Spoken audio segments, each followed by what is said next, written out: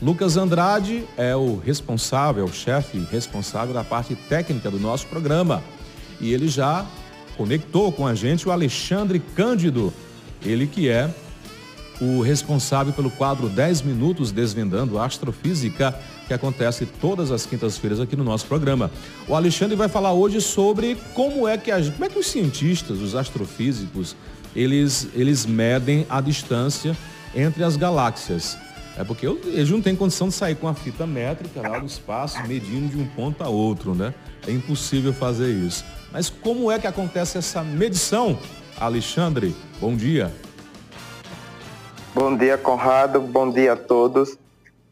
O senhor acabou de exemplificar o que eu falo na sala de aula para os meus alunos, né? Não tem como a gente pegar uma régua e sair medindo as distâncias do universo.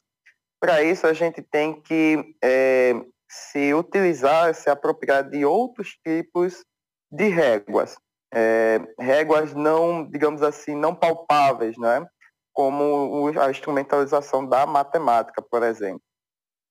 O primeiro a fazer uma medição dessa, assim, com certa precisão, é o famoso astrônomo Edwin Hubble, né? Que é o que dá nome, né, ao famoso telescópio Hubble, né?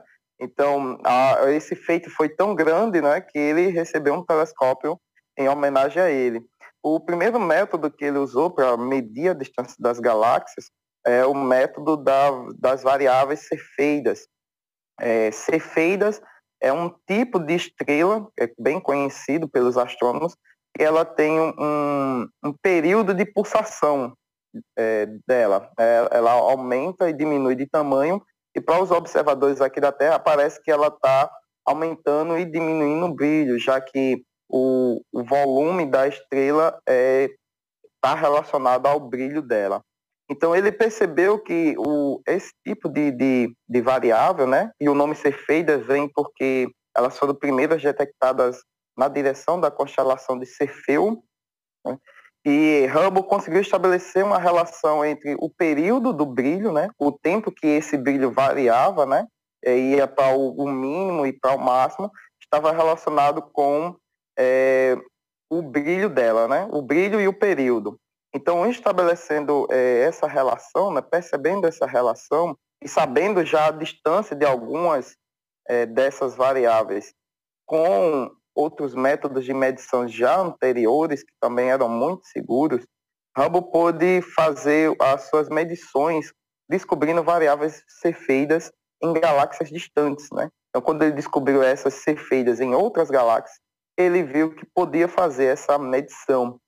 Então, ele fez as primeiras medições das galáxias com esse método. E foi através dessa descoberta, né, que Hubble pôde, através do redshift, que a gente pode falar sobre isso numa outra oportunidade, né, que é a velocidade de afastamento das galáxias, Hubble pôde estabelecer a medida de expansão do universo, né, que ele chamou de constante de Hubble, né. Então, com isso, ele pôde fazer uma medição de como o universo está se expandindo, né? Fazer os cálculos, né? E essa relação entre distância, né, e velocidade de afastamento das galáxias. Ele fez também o cálculo inverso, né? Então, ele pôde chegar na medida da idade do universo, né? Porque se você tem um objeto se afastando a tal distância, né, e com tal velocidade, você fizer o cálculo inverso, você pode estipular qual era o tempo em que tudo estava junto no lugar só. Essa foi uma das bases para a sustentação da teoria do Big Bang proposta por Lemaitre, que a gente pode falar em detalhes numa outra oportunidade também. Hoje, a gente tem um outro método muito mais preciso, né, que consegue fazer medições mais distantes do que as cefeidas, porque as cefeidas tem uma limitação de distância também para você conseguir detectar ela. Porque galáxias muito mais longínquas, como a que o Hubble já trouxe para nós em fotos, e agora o James Webb trazendo muito mais distantes, é praticamente difícil ou impossível de você detectar estrelas individuais, né? Você consegue ver o brilho conjunto das estrelas que formam a galáxia. Então, pela medição das cefeidas, fica um pouco mais inviável fazer essas medições de galáxias muito mais distantes. hoje a gente tem o método da vela padrão, né? A vela padrão, ela é medida através das explosões de supernovas. E não é qualquer tipo, é as supernovas tipo 1, é provocada pelas anãs brancas, porque elas acontecem do mesmo jeito, porque as anãs brancas têm as mesmas características. Então, elas emitem a mesma curva de brilho, emitem os mesmos sinais de elementos químicos.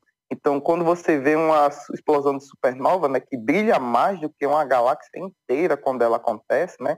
Então, você pode ver uma galáxia do outro lado do universo. Se uma estrela anã branca, né, explodir por supernova lá naquela galáxia, você consegue detectar daqui que ela brilha mais do que a própria galáxia.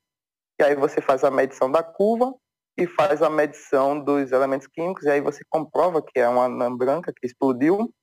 E como toda anã branca, ela explode da mesma forma, né? Então você consegue fazer aí uma estipulação de uma régua padrão chamada de vela cósmica, né? E aí você consegue estender os limites de medição de distância do universo. E aí você, obviamente, né, compara com os métodos anteriores, né? Então, se bater tudo com os métodos anteriores, que também são confiáveis, então a sua medição também está correta. E aí você consegue medir a distância de uma galáxia bem longínqua, né, que hoje a gente tem aí galáxias que a gente já calculou a mais de 34 bilhões de anos-luz de distância, né? Que é o recorde atual feito pelo James Webb, né, nesse mês aí, agora. Então é assim que a gente consegue medir essas distâncias gigantescas, né, do universo. A gente consegue medir, né, e saber o tamanho do universo atual, pelo menos o universo observável, até onde os nossos instrumentos têm a capacidade de enxergar no universo, né? E aí a gente chega num tamanho, né, hoje de 92 bilhões de anos-luz de extensão. Esse é o tamanho do universo observável, né, até onde chegam os limites do maquinário humano, né?